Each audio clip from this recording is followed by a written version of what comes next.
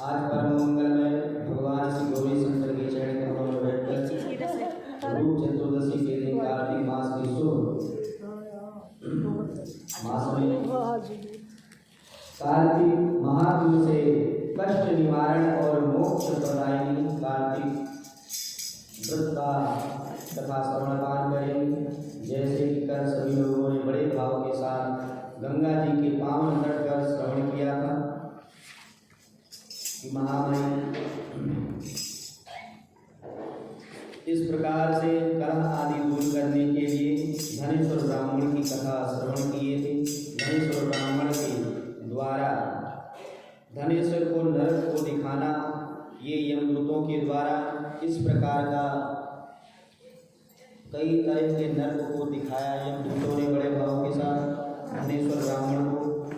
इस प्रकार नरक होते हैं, ऐसे करने से नरक की प्राप्ति होती।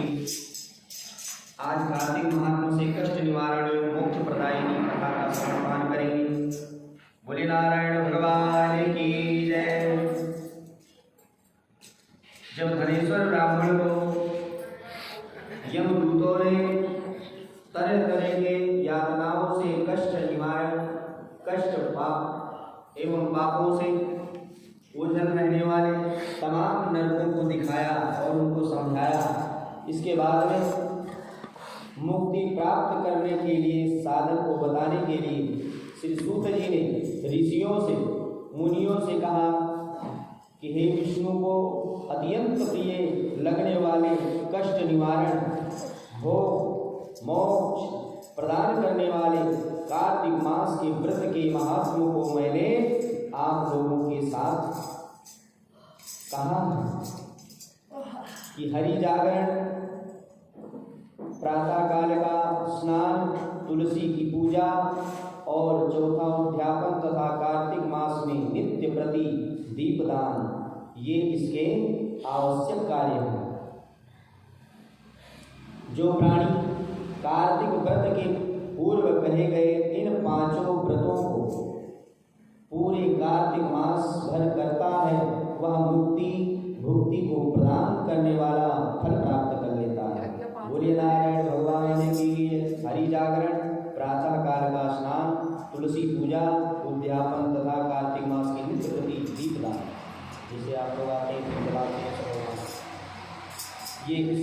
आवश्यक कार्य हैं। जो प्राणी कार्तिक व्रत के पूर्व कहे गए पांचों व्रतों को पूरे कार्तिक मास भर कर लेता है, वह मुक्ति और भुक्ति को प्रदान करने वाला फल प्राप्त करता है। जैसे एकादशी से शुरू होता है, पूर्णमासी तक दीपदान होता है। अब ऋषि मुनियों ने कहा, कृपया यह बताइए कि इस तरह का व्रत करने वाला यदि किसी संकट में पड़ जाए अथवा कठिन वन में स्थित हो तथा रोग से पीड़ित हो, तो वह कार्तिक के इस शुभ व्रत को कैसे करे, उसके लिए क्या उपाय है? क्योंकि यह फल देने वाला व्रत मनुष्यों को छोड़ना या त्यागना नहीं चाहिए, तो फिर क्या उपाय करना चाहिए? तब सूत जी ने सभी ऋषियों को उत्तर देते हुए कहा कि इस प्रकार सदा व्रत में दृढ़ रहने वाले पुरुष यदि संकट में पड़ जाए तो विष्णु या शिव जी के मंदिर में हरि का जागरण अवश्य करें। यदि शिव या विष्णु का मंदिर भी न मिले तो किसी देवता के स्थान में करें, कहीं किसी भी देवता के स्थान पर करें। यदि दुर्गम वन में हो या अन्य किसी विपत्ति में पड़ा हो तो पीपल के नीचे या तुलसी के पौधे के पास जागरण करें पूरी रात्रि।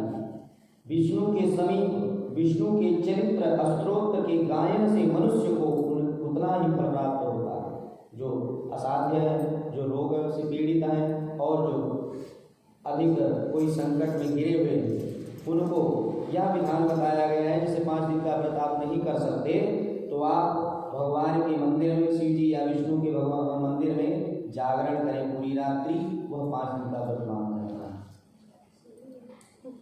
और जितना 1000 गौवें दान करने से होता है, उस जागरण में बाजा बजाने वाला पुरुष वाजपेयी यज्ञ का फल प्राप्त करता है। जैसे 1000 गौओं को दान करने से जो फल प्राप्त होता है, वही फल विष्णु या शिव जी के जागरण में बजाने वाला पुरुष जो बाजा बजाता है, वह पुरुष वाजपेयी यज्ञ का फल प्राप्त कर लेता है। और जो नाचने वाले को सब तीर्थों के स्नान का फल प्राप्त होता है। जो भगवान के भजनों में नाचते हैं जागरण में, उनको तीर्थों का फल प्राप्त होता है। यदि विपत्ति में पड़े हुए मनुष्य को जल भी ना मिले या रोगी हो तो विष्णु के नाम के जप से शरीर की शुद्धि करें। जप से ही शरीर की शुद्धि हो जाती है। ओम नमो भगवते वासुदेवाय नमः का मंत्र का जप करना चाहिए। इसी से शरीर की शुद्धि हो जाती है, इसी से पवित्रीकरण प्राप्त होता है। व्रत करने वाला पुरुष यदि व्रत के अंत में उद्यापन विधि करने में असमर्थ हो तो व्रत की पूर्ति के लिए बाद में ब्राह्मणों को केवल भोजन कराएं, क्योंकि पृथ्वी पर अलक्षित रूप में विष्णु भगवान के लक्षित स्वरूप ब्राह्मण ही हैं। अर्थात पृथ्वी पर भगवान अदृश्य रहते हुए ब्राह्मण के शरीर में ही निवास करते हैं। इसलिए ब्राह्मणों को संतुष्ट करना भगवान को संतुष्ट करना है, बराबर होता है। इसलिए इसमें कोई संदेह नहीं करना चाहिए। यदि व्रत करने वाला दीपदान करने में असमर्थ हो तो दूसरे दिन दिए हुए दीपक को जला दें। जो दूसरे कोई दीपक जला गए हों और बुझ रहा हो तो उसको जला देना चाहिए, उससे भी दीपदान का फल तुम्हें प्राप्त होगा। जो असमर्थ हैं, जो जला नहीं सकते, अथवा उसकी आयु आदि से रक्षा की व्यवस्था करा दें कि दीपक जलता रहे कुछ देर तक, ऐसा उसकी रक्षा करें। यदि तुलसी पूजन का अवसर न मिले तो विष्णु भक्त ब्राह्मण का पूजन करें, क्योंकि विष्णु सदा अपने भक्तों के समीप रहते हैं।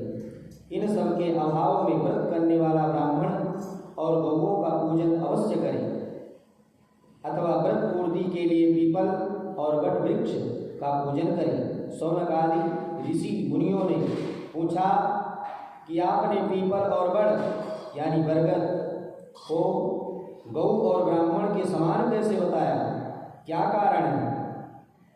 क्या ये दोनों सब वृक्षों से अधिक पूज्य हैं?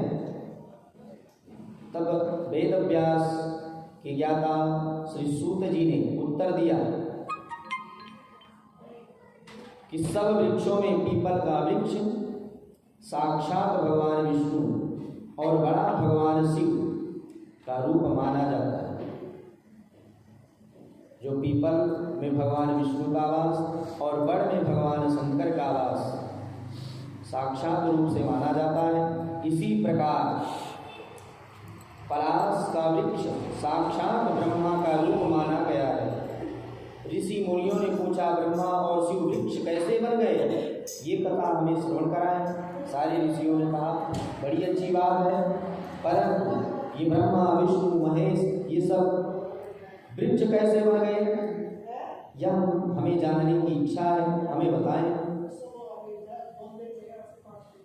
हे धर्म को जानने वाले सूत जी महाराज, इस विषयों में हमें बड़ा संदेह हो रहा है, सो आप हम पर कृपा करते हुए बताइए कि उसका निवारण किस प्रकार हो। या तो आप हमें श्रद्धा पूर्वक सिंधु क्षेत्र से सुनाइए विस्तार पूर्वक। तब सूत जी ने कहा कि एक बार शिव जी और पार्वती एकांत स्थान में भोग विलास में रत थे, विलुप्त हो रहे थे।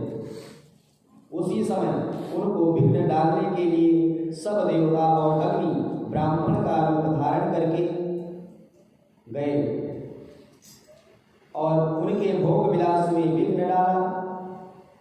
इस पर पार्वती को क्रोध आ गया और उन्होंने देवताओं को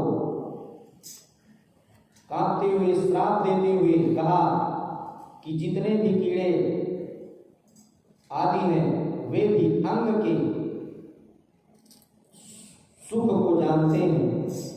जितने भी कीड़े मकोड़े जीव जंतु आदि हैं वो भी अपने अंगों के सुख को जानते हैं और उस मुख और शुद्धि के कारण सुख भोग में विघ्न डालने वाले तुम सभी देवता अभी के अभी वृक्ष हो जाओ।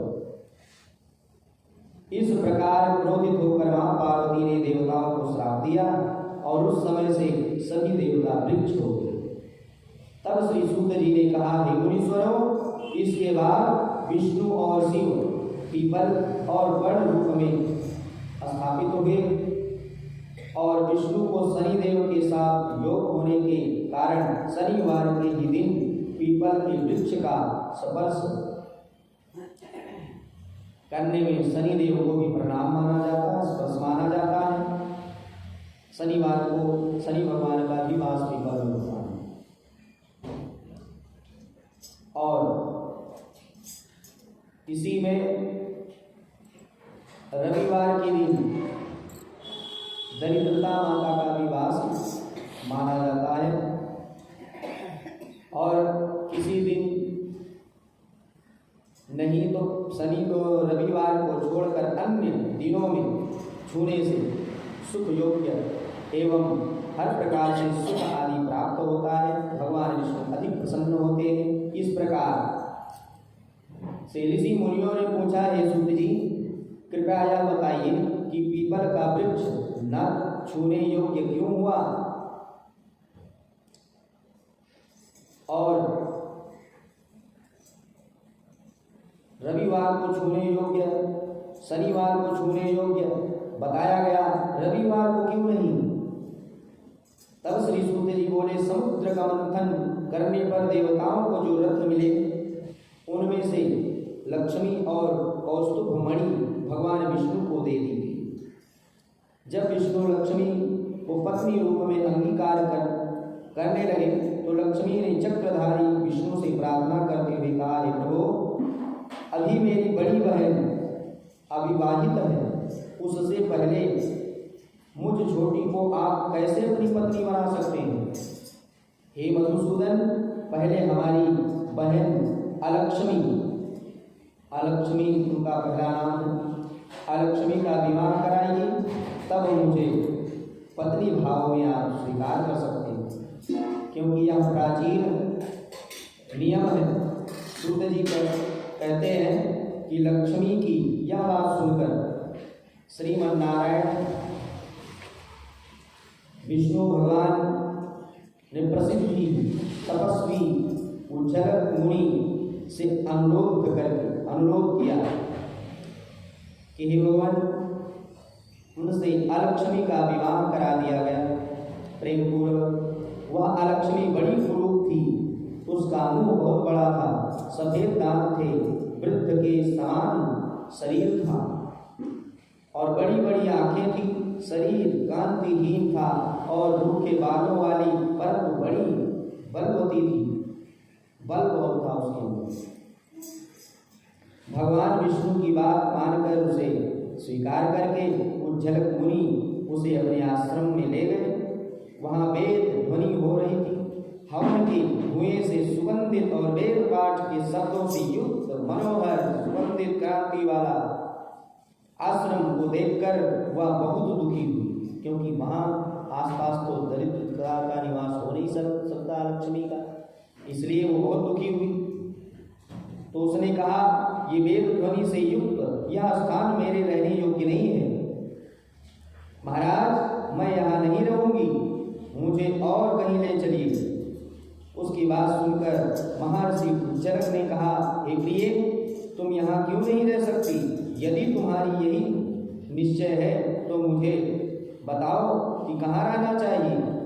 तब अलक्ष्मी ने कहा, जहाँ पर वेद पाठ, अभ्यागतों की पूजा एवं यज्ञ दान आदि होते हैं, वहाँ पर मैं नहीं रह सकती। जहाँ पर स्त्री पुरुष प्रेम पूर्वक रहते हैं, जहाँ पितरों के अनिमित यज्ञ होते हों और देवताओं की पूजा होती हो, वहाँ मैं नहीं रह सकती। जहाँ अद्यानी नीति को जानने वाले, मीठी वाणी बोलने वाले और गुरुजनों की पूजा करने वाले तथा धर्मात्मा रहते हैं, वहाँ मैं कभी नहीं जाती। परंतु जिस घर में रात दिन पति पत्नी में कलह रहता है, क्लेश रहता है, अतिथि सत्कार नहीं होता, उस स्थान से मुझे अधिक प्यार होता है। जहाँ अतिथि लोग निराश होकर लौट जाते हैं और सज्जनों को अपमान किया जाता है, आकर्षक वाणी बोली जाती है, अप्रिय वाणी बोली जाती है, अप्रिय वाणी प्रयोग किया जाता है, वहाँ मैं सदा निवास करती हूँ। जहाँ लोग बुरा आचरण करते हैं, पराया धन हड़प लेते हैं, बलपूर्वक अधिकार कर लेते हैं, वहाँ मैं सदैव निवास करती हूँ। पराई स्त्रियों से संभोग करते हैं, उस स्थान से मैं सदा प्यार करती हूँ। जहाँ सदा गोवध, मदिरापान और ब्रह्म हत्या आदि पाप होते हैं, उस स्थान पर मैं प्रसन्नता पूर्वक रहती हूँ, ऐसा अलक्ष्मी माता कहती है। अब श्री सूत जी कहते हैं कि इस प्रकार जब अलक्ष्मी की बात सुनकर उज्जलक मुनि का मन मलिन हो गया, बहुत दुखी हुए, इस बात को सुनकर चुप रह गए। उज्जलक मुनि ने अलक्ष्मी से कहा, हे अलक्ष्मी, जब तक मैं तुम्हारे रहने का स्थान ढूंढ कर न लौटूं, तब तक तुम इस पीपल के पेड़ के नीचे चुपचाप स्थिर होकर बैठी रहो। इस प्रकार उसको बिठाकर उज्जलक मुनि चले गए। अलक्ष्मी बहुत देर तक उनके लौटने की प्रतीक्षा करती रही। जब मुनि को लौटते नहीं देखा तो स्वयं पति द्वारा त्यागी हुई जानकर शोक करती हुई रोने लगी। उसका बुरी तरह से रोना जब वैकुंठ तक पहुँचने लगा, आवाज ध्वनि पहुँचने लगी, तब लक्ष्मी ने सुना तो वह व्याकुल हो गई। तब लक्ष्मी ने दुखी होकर विष्णु भगवान से प्रार्थना पूर्वक कहा, हे स्वामी, ये तो मेरी बड़ी बहन की रोने की आवाज़ आ रही है। जो बड़ी बहन अपने पति के द्वारा त्याग देने से दुखी हो रही है। अतः हे दया सागर, दया सिंधु, यदि आप मुझसे प्रेम करते हैं तो उसे धीरज बंधाने के लिए चलना चाहिए। इसके बाद कृपा सागर भगवान विष्णु लक्ष्मी के साथ वहाँ गए और अलक्ष्मी को धैर्य बंधाते हुए उन्होंने कहा, हे अलक्ष्मी, तुम इसी पीपल के जड़ में निवास करती हुई सदा स्थिर रहो। यह वृक्ष निश्चय ही मेरे अंश से उत्पन्न हुआ, इसलिए मैंने तुम्हारे रहने के लिए यह स्थान दिया है। प्रतिवर्ष जो तुम्हारा पूजन करेंगे उनसे से यहाँ तुम्हारी यह छोटी बहन लक्ष्मी स्थिर होकर रहेगी, और जो स्त्रियां अनेक प्रकार की भेंट देकर सदा तुम्हारा पूजन करेंगी, पुष्प धूप आदि से जो तुम्हारा पूजन करेंगी, उन पर लक्ष्मी सदा प्रसन्न रहेगी। सूत जी ने ऋषि मुनियों से कहा, कृष्ण और सत्यभामा तथा नारद और पृथु संवाद मैंने आप लोगों को सुनाया, और भगवान विष्णु श्रीमन्नारायण प्रसन्न होकर अलक्ष्मी को पीपल में एक दिन प्रदान किया। वह दिन रविवार का माना गया है, इसलिए रविवार को पीपल का स्पर्श नहीं करना चाहिए। और अब सब कुछ पूछने के बाद बताया ऋषि मुनियों को सूत जी ने कि अब विस्तार पूर्वक आप लोगों को बड़े श्रद्धा भाव के साथ समस्त कथाएं श्रवण कराएं। और इसी के साथ यह अध्याय समाप्त हुआ। बोले नारायण भगवान की जय। कार्तिक महात्मा पुराण की जय। श्रीमन्नारायण नारायण जय श्रीमन्नारायण नारायण नारायण श्रीमन्नारायण नारायण नारायण श्रीमन्नारायण नारायण नारायण श्रीमन्नारायण।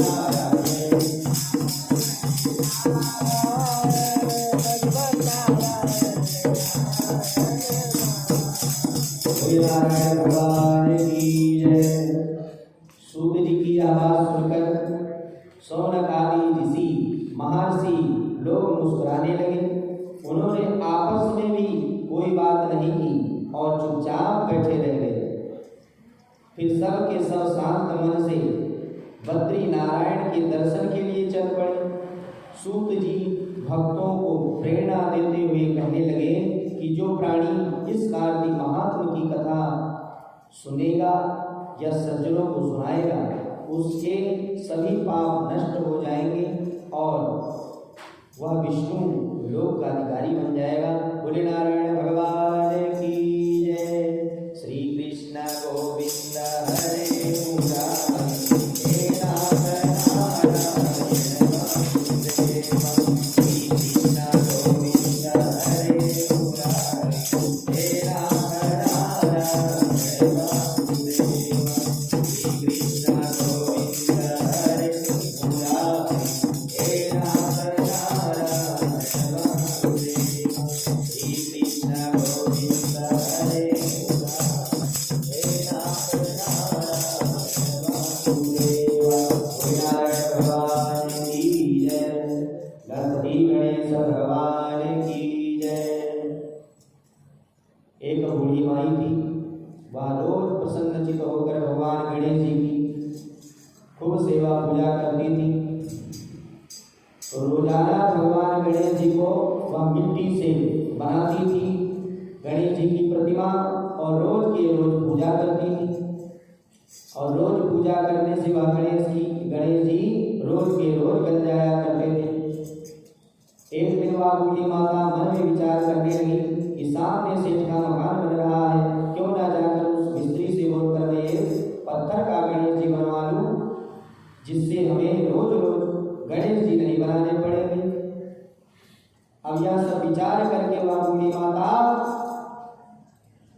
सेठ के मकान में गई और मिस्त्री से बोली कि मेरा पत्थर का गणेश जी बना दो। तो वह मिस्त्री बोला, बूढ़ी माता, जितनी देर में मैं तुम्हारा पत्थर का गणेश जी करूंगा, इतनी देर में मैं दीवार चुन लूंगा। अब बूढ़ी माई ने बार बार आग्रह किया, लेकिन वह मिस्त्री नहीं माना और गुस्से में आकर के मिस्त्री को कहा कि राम करे तुम्हारी समस्त बनाई समस्त दीवारें टेढ़ी हो जाए। इस प्रकार कहकर बूढ़ी माता अपने घर चली गई। ऐसे करते कराते शाम हो गया। शाम को जब सेठ जी अपने मकान पर आया और सेठ जी ने देखा कि आज कुछ भी सही नहीं लग रहा है, सब उल्टा सीधा दिखाई दे रहा है, टेढ़ा टेढ़ा दिखाई दे रहा है।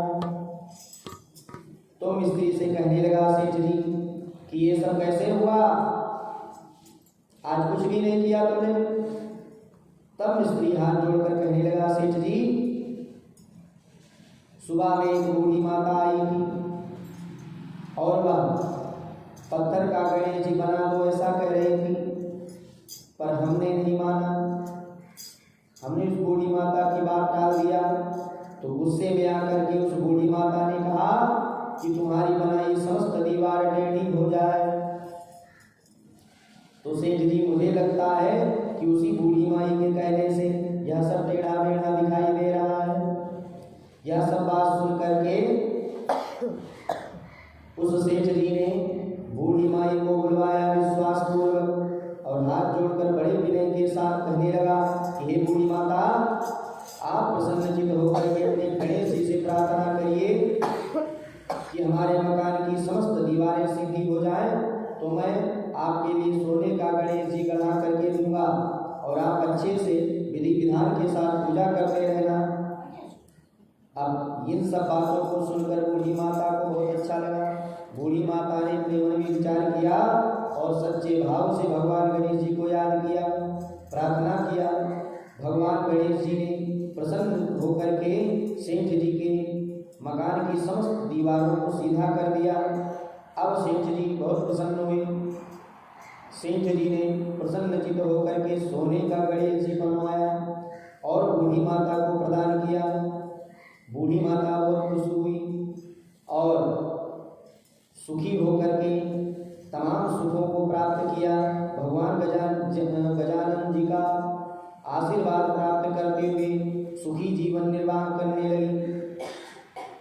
हे गणेश जी महाराज, जैसे आपकी कृपा प्रसाद से, आपके भक्ति भाव से, बूढ़ी माता की भक्ति के प्रभाव से आपने सेठ जी के मकान को सीधा किया, उसी प्रकार समस्त भक्तों के प्रार्थना स्वरूप स्वयं भक्तों के भक्ति आदि कारण को देखते हुए भगवान श्री गजानन सरकार सबको सुख शांति देते हुए रिद्धि सिद्धि एवं धन धान्य आदि प्रदान करते हुए सबको वैकुंठ आदि का कृपा प्राप्त करते हुए भगवान गजानन सरकार सबका कल्याण कीजिए।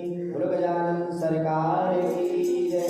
श्री कृष्ण गोविंद हरे मुरारी, हे नाथ नारायण वासुदेवा, श्री कृष्ण गोविंद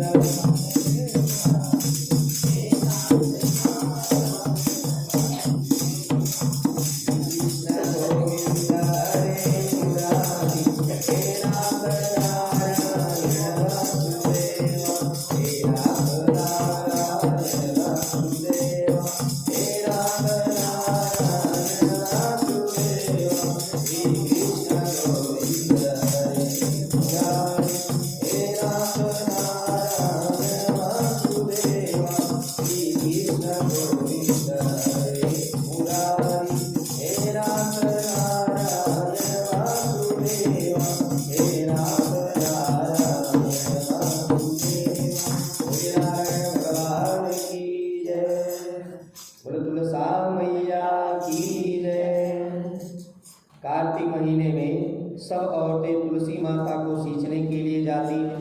बड़े भाव के साथ तुलसा माता को सींचती हैं और उनका पूजन करती हैं, उनका भोग लगाती हैं, भजन कीर्तन आदि करती हैं, तुलसी माता को प्रसन्न करने की कामना करती हैं। उसी में एक बूढ़ी माता भी बड़े भाव के साथ सेवा पूजा करती हैं। समस्त माताएं बहनें पूजा करके अपने अपने घर चली जाती हैं, परंतु वह बूढ़ी माता सदैव तुलसी माता के चरणों में बैठ जाती है और रोज के रोज तुलसी माता से सवाल करती है कि हे तुलसी माता, तुम सत्य की दाता हो, तुम्हारे अंदर सत्य विद्यमान है, तुम्हारे अंदर सत्य प्रतिष्ठित है। हे माता, तू मुझे बहू दे, पीले रंग की धोती दे, मीठा मीठा ग्रास दे, वैकुंठ में वास दे, चटक की सी चाल दे, अच्छी सी मौत दे, चंदन का काठ दे, अच्छा सा राज दे, दाल भात खाने को दे और भगवान श्री कृष्ण का कंधा दे। इस प्रकार रोज रोज नित्य प्रति नियम के साथ तुलसी माता को सुनाती थी। अब इन सब बातों को सुनकर तुलसी माता दिन प्रतिदिन सूखने लगी। तो एक दिन भगवान श्री कृष्ण ने पूछा, हे तुलसी, तुम इस प्रकार क्यों सूखती जा रही हो? तुम्हारे सूखने का क्या कारण है? हमें बताओ, हम सुनना चाहते हैं। तब तुलसी माता ने कहा कि मेरे मन की तो पूछो मत भगवान। अब भगवान श्री कृष्ण ने बड़े प्रेम पूर्वक कहा कि अगर आप अपने मन की बात मुझे नहीं बताएंगी तो और किसे बताएंगी, और कौन इस प्रकार तुमसे पूछेगा? सो हे तुलसी, तुम प्रसन्न होकर के हमें अपने दुख का कारण बताओ। तब तुलसी माता ने कहा कि एक बूढ़ी माई रोज के रोज बड़े भाव के साथ पूजन करने आती है और पूजन समाप्त कर समस्त माताएं बनने चली जाती है, परंतु यह माता हमारे ही चरणों में बैठ जाती है और बड़े भाव के साथ वरदान मांगती रहती है। मैं इसके समस्त वरदान को पूर्ण कर सकती हूँ भगवान, परंतु मैं श्री कृष्ण का कंधा कहाँ से ला कर दूँ? यही हमारे चिंता का कारण है, यही हमारे चिंता का मूल कारण है। इसी वजह से मैं हमेशा सूखती जा रही हूँ। अब भगवान श्री कृष्ण ने जब सुना, मंद मंद मुस्कुराते हुए भगवान ने उत्तर दिया, कोई बात नहीं तुलसी, जब वह मरेगी बूढ़ी माता तब मैं अपने आप जाऊंगा और उसे कंधा दे आऊंगा। जब कल बूढ़ी माता आएगी तब उसको तुम इस बात को कह देना, बस बाकी मैं देख लूंगा। अब दूसरे दिन फिर बूढ़ी माता आई, फिर उसी प्रकार पूजन किया। पूजन के बाद फिर उसी तरह वरदान मांगना शुरू किया। तब तुलसी माता प्रसन्न होकर के कहने लगी, हे बूढ़ी माता, तुम्हारी समस्त मनोरथ सिद्ध होगा, तुम्हें भगवान श्री कृष्ण का कंधा प्राप्त होगा। इतना कहने पर वह बूढ़ी माता प्रसन्नचित होकर नाचने गाने लगी, खुशियां मनाने लगी और खुशियां मनाते हुए अपने घर चली गई। और कुछ काल बीतने के बाद एक दिन बूढ़ी माई मर गई। सारे गांव में हल्ला हुआ, समस्त गांववासी इकट्ठा हो गए, क्षेत्रवासी इकट्ठा हुए। सब लोग बूढ़ी माता को ले जाने के लिए उठाने लगे। अब बूढ़ी माता इतनी भारी हो गई कि किसी के भी उठाए नहीं उठी। समस्त गांववासी एक साथ उठाना चाहे तो भी बूढ़ी माता नहीं उठी। तब सबने जब नहीं उठा सके तब सबने तरह तरह की बातें करना शुरू कर दिया। कोई कहता है इतना पूजा पाठ करती थी, इतना धर्म कर्म करती थी, फिर भी इतनी पाप से भारी है, किसी से भी नहीं उठती है। कोई कहता है पाप नष्ट होने की माला फेरती रहती थी, फिर भी इतनी पापनी है कि किसी के भी उठाए नहीं उठती है। तभी वहाँ बूढ़े ब्राह्मण के भेष में भगवान श्री कृष्ण वहाँ पधारे और लगी भीड़ में पूछने लगे कि भैया ये कैसी भीड़ है, हमें बताओ। तब सभी एकत्रित वहाँ के लोगों ने कहा कि यहाँ एक बूढ़ी माता रहती थी, वह आज इतनी भारी हो गई है कि किसी के भी उठाए नहीं उठती। और जब समस्त गांव वाले एक साथ उठाए तो भी नहीं उठी। इसी मारे यहाँ इतना भीड़ दिखाई दे रही है। इतना सुनकर भगवान श्री कृष्ण ने कहा कोई बात नहीं, हमको एक बात उस बूढ़ी माता के कान में कहने दो तो वह उठ जाएगी, हल्की भी हो जाएगी। तब भगवान ने जब इस बात को कहा तो वहाँ एकत्रित सभी लोगों ने सुनकर बड़ा मजाक बनाया, हंसी उड़ाया। अरे हम लोग इतना बलपूर्वक उठा रहे हैं, समस्त गांववासी मिलकर उठा रहे हैं, तब तो बूढ़ी माता नहीं उठी। आपका ऐसा कौन सा मंत्र है जो कान में फूंक देने से वह बूढ़ी माता हल्की भी हो जाएगी, उठ भी जाएगी? जब भगवान ने कहा तो वहाँ सभी एकत्रित बहुत से लोगों ने कहा कोई बात नहीं, जैसे हम लोग इतनी देर से प्रयास कर रहे हैं कुछ नहीं कर पाए, इनको भी एक बार जाने दो, इनकी भी मन की इच्छा पूर्ण हो जाएगी, कोई बात नहीं, जाइए। अब भगवान को अंदर जाने दिया गया। भगवान श्री कृष्ण बूढ़ी माई के आंगन में पधारे। अब बूढ़ी माई के कान के पास जाकर के कहने लगे बूढ़ी माई मैं आ गया हूँ, अब तू अपने मन की निकाल ले पीतांबर की धोती ले, मीठा मीठा ग्रास ले, वैकुंठ का आवास ले, झालर की झनकार ले, दाल भात को जीव और श्री कृष्ण का कंधा ले। फिर यह सब बात सुनकर बूढ़ी माई बिल्कुल हल्की हो गई। भगवान जी ने उसे अपने कंधे पर ले गए और उसे मुक्ति मिल गई। हे तुलसी माता, इस प्रकार आपका भक्ति भाव एवं आपका आराधना क्षमा प्रार्थना करने से बूढ़ी माई को मुक्ति मिल गई। बूढ़ी माता की जीवन सफल हुआ। उसी प्रकार कहते सुनते हुंकार भरते अपने सभी भक्तों का कल्याण करते हुए सुख सौभाग्य संतान आदि प्राप्ति कराते हुए सभी भक्तों को सुख एवं मंगल कीजिए, सभी भक्तों का कल्याण कीजिए। तुलसा मैया की जय। श्री कृष्ण गोविंद हरे मुरारी, हे राम नारायण वासुदेव। श्री कृष्ण गोविंद हरे मुरारी, हे राम नारायण वासुदेव। श्री कृष्ण गोविंद हरे मुरारी, हे राम नारायण वासुदेव। श्री कृष्ण गोविंद हरे मुरारी, हे राम नारायण वासुदेव। श्री कृष्ण गोविंद हरे मुरारी, हे राम नारायण वासुदेव। नारायण भगवान की जय। तुलसा मैया की जय। अब रविवार की कथा श्रवण पान करें। एक बूढ़ी माई थी। उस बूढ़ी माई का नियम था कि प्रति रविवार को सवेरे ही उठ करके ब्रह्म मुहूर्त में स्नान आदि करके घर को पवित्र गाय के गोबर से लीपा करती थी। जब गाय के गोबर से घर लीप करके तैयार होकर भोजन बनाती थी, इसके बाद में भगवान को भोग लगाकर स्वयं भोजन करती थी। ऐसा व्रत करती थी। ऐसा व्रत करने से उसका घर अनेक प्रकार के धन धान्य से पूर्ण था।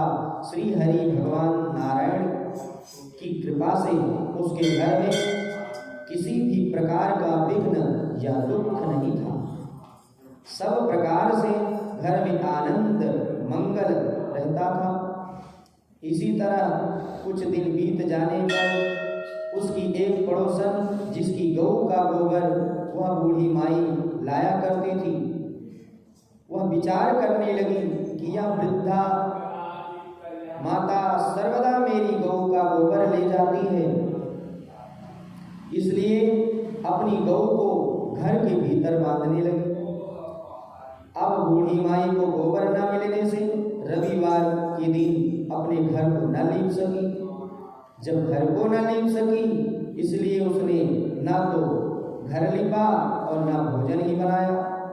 न भोजन बनाया तो न भोग लगाया। अब भोग भी नहीं लगाया तब स्वयं भी भोजन नहीं किया। इस प्रकार उसने निराहार व्रत किया। रात्रि हो गई और वह भूखी प्यासी सो गई। रात्रि में भगवान ने उसे स्वप्न दिया और भोजन न बनाने तथा भोग न लगाने का कारण पूछा। वृद्धा माता ने गोबर न मिलने का कारण सुनाया भगवान को। तब भगवान ने कहा कि माता, हम तुमको ऐसी गौ माता देते हैं जिसके सेवा पूजा से समस्त इच्छाएं पूर्ण होती हैं, क्योंकि तुम हमेशा रविवार को गौ के गोबर से लीप कर भोजन बनाकर मेरा भोग लगाती हो, खुद इसके बाद में खुद भोजन करती हो। इससे मैं बहुत खुश होकर के तुमको वरदान देता हूँ कि निर्धन को धन और बाज स्त्रियों को पुत्र देकर दुख को दूर करता हूँ तथा अंत समय में उन्हें मोक्ष भी दे देता हूँ। इस प्रकार समस्त संसारवासी के भक्तगण हमसे वरदान मांगते हैं, परंतु माता तुम इतने दिन से हमारे व्रत को करती आ रही हो, आज तक कभी आपने कुछ नहीं मांगा। स्वप्न में ऐसा वरदान देकर भगवान अंतर ध्यान हो गए। बोले नारायण भगवान की जय। तब वृद्ध माता की जब सुबह आंख खुली तो वह देखती है कि आंगन में एक अति सुंदर गऊ का बछड़ा बंधा हुआ है, और जब बाहर निकली तो देखी गाय भी बंधी हुई है। यह देखकर बूढ़ी माता का आश्चर्य का कोई ठिकाना नहीं रहा। वो बहुत प्रसन्न हुई बूढ़ी माता, और उसको घर के बाहर बांध दिया और वहीं खाने के लिए चारा डाल दिया। जब उसकी पड़ोसन ने देखा कि बूढ़ी माई घर के बाहर एक अति सुंदर गऊ का बछड़ा बंधा हुआ है, फिर देखा तो गाय भी बंधी हुई है, तो द्वेष के कारण उसका हृदय जल उठा, और उसने देखा कि गाय ने सोने का गोबर दिया है। अब तो उसने उपाय लगाना शुरू किया, कैसे प्राप्त हो। तो वह उसने विचार किया, अपनी गाय का गोबर ले जा करके वहां रख दिया, और उसके गाय का गोबर उठाकर अपने घर ले आई, और अपनी गाय का गोबर उसके स्थान पर रख गई। वह नित्य प्रति ऐसा ही करती रही। अब सीधी साधी बूढ़ी माई को इसकी कोई खबर ही नहीं लगने दिया। तब सर्वव्यापी कण कण में विद्यमान रहने वाले भगवान श्रीमन नारायण ने सोचा कि चालाक पड़ोसन के कर्म के स्वभाव से हमारी बूढ़ी माई ठगी जा रही है। तो ईश्वर ने संध्या के समय अपनी माया से बड़े जोर की आंधी चला दिया। जब आंधी चली तो बूढ़ी माई के मन में विचार आया कि आंधी बहुत तेज है, अपनी गौ माता को अंदर बांधूं। आंधी के भय से अपनी गौ को भीतर बांध लिया वृद्ध माता ने।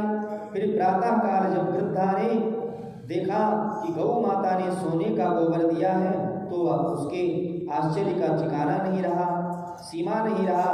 प्रसन्न हो गई वह बूढ़ी माता।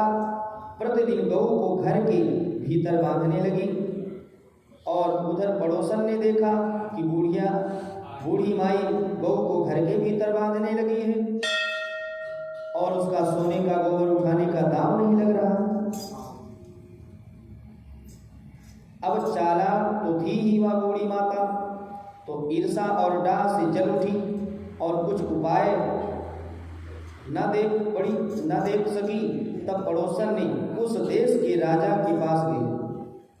उस देश में जो राजा थे उनके पास जाकर के राज्यसभा में गुहार लगाई। जाकर कहा कि महाराज, मेरे पड़ोस में एक वृद्ध माता रहती है, उसके पास एक ऐसी गौ माता है जो आप जैसे राजाओं को शोभा देता है, आप जैसे राजाओं के पास होना चाहिए। वह नित्य प्रति सोने का गोबर देती है, और उस सोने से आप अपनी प्रजा का रंजन कर सकते हैं, प्रजा का पालन कर सकते हैं। आप उस सोने से प्रजा पालन करिए। वह वृद्ध माता इतने सोने का क्या करेगी। राजा ने यह सब बात सुनकर अपने दूतों को वृद्ध माता के घर से गौ लाने की आज्ञा दे दिया। अब वृद्ध माता प्रातः ईश्वर का भोग लगाने ही वाली थी, और भोग लगा करके भोजन ग्रहण करने ही जा रही थी कि राजा के कर्मचारी आए और गौ माता को खोल कर ले गए। जब वृद्ध माता ने काफी मना किया, रोई चिल्लाई, पर राजा के कर्मचारियों को कौन मना कर सकता है।